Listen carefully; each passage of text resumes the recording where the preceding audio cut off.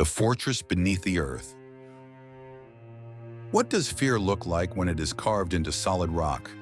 To the modern mind, a home is built upward, reaching for the sky, showcasing wealth, dominance, and progress. But thousands of years ago, an entire civilization chose the exact opposite path. They didn't build a monument to look at the stars. They dug a multi-layered sanctuary to hide from them.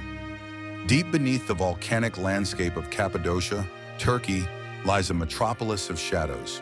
It is known as Derinkuyu, an 18-story underground city capable of sheltering 20,000 people, along with their livestock, food, and water, in absolute isolation. It is a logistical marvel that mocks our modern understanding of ancient human capability. They didn't have heavy excavation machinery. They didn't have electrical lighting. Yet they carved a high-security bunker out of volcanic tuffs with surgical precision. Tonight we descend into the architecture of absolute fear. This is Mythic code official. Derinkuyu is not a simple cave system. It is a highly sophisticated, inverted fortress. The scale is staggering. The city descends nearly 85 meters into the dark earth. It features residential quarters, wine and oil presses, stables, chapels, and even a religious school. But look closer at the layout, and the true purpose becomes terrifyingly clear. This wasn't a permanent settlement built for comfort. It was a mass-scale, subterranean panic room. Every single floor was masterfully engineered with a strict defensive code.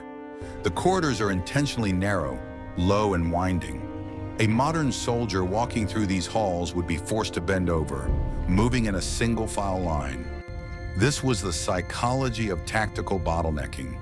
The builders knew that if an invading army breached the surface, their numbers would mean nothing in the dark. In these tunnels, a single defender standing in the shadows could stop an entire legion. The architecture itself was a weapon, but the true genius and horror of Derinkuyu lies in its doors. Scattered throughout the 18 levels are massive, circular rolling stone discs, weighing up to 500 kilograms each. These were not standard gates. They were engineered as one-way valves.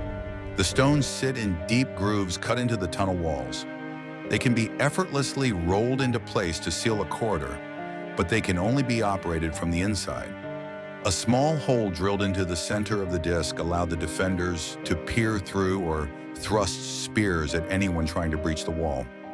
Once that stone rolled shut, the people inside were completely safe, and the invaders outside were trapped in a dead-end labyrinth. It is the physical manifestation of total isolation. To seal the door meant accepting absolute darkness. It meant deciding that the world above no longer belonged to you. As you descend past the 5th level, the air grows heavy, cold, and thick with the weight of millions of tons of overhead stone. Here, the architecture shifts from defensive shelter to psychological warfare. The stairs do not go straight down. They drop at unpredictable angles, designed to disorient anyone unfamiliar with the blueprint. Dead-end shafts plunge into pitch blackness, acting as vertical pit traps for reckless intruders. If an enemy managed to breach the rolling stone doors, they wouldn't find a city, they would find an active slaughterhouse. The defenders left nothing to chance. False junctions lead directly into ambush kill zones, while hidden ceiling grates allowed those on the floor above to rain down boiling oil or spears. It is a space designed entirely to break an outsider's mind long before it breaks their body. You do not survive this deep by being merciful. You survive by becoming the monster in the dark. How do you keep 20,000 people breathing deep underground without modern HVAC systems? The builders of Derinkuyu solved this with an engineering trick that baffles modern architects. They dug a massive, central ventilation shaft that drops over 55 meters straight through the heart of the city. This shaft didn't just bring fresh water from the water table below. It acted as the primary lung of the metropolis. Smaller air ducts branched out from this central column, feeding oxygen to the deepest, darkest rooms on the lowest levels. But there is a dark psychological twist to this design. The ventilation shafts were completely hidden from the surface. Invaders could walk right over the city and never find the air holes to poison the supply. Furthermore, these shafts doubled as an ancient intercom system. By whispering into the ventilation ducts, A lookout on the 18th floor could send an acoustic warning to the surface in seconds. The city was alive with whispers, a network of invisible sound moving through the stone.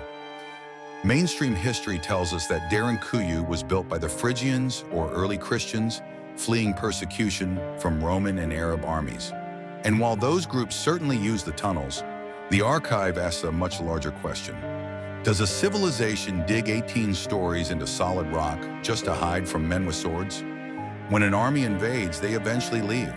They burn the crops, steal the gold, and march away. But Derinkuyu was built with long-term infrastructure. It has underground wells that were isolated from the surface to prevent poisoning.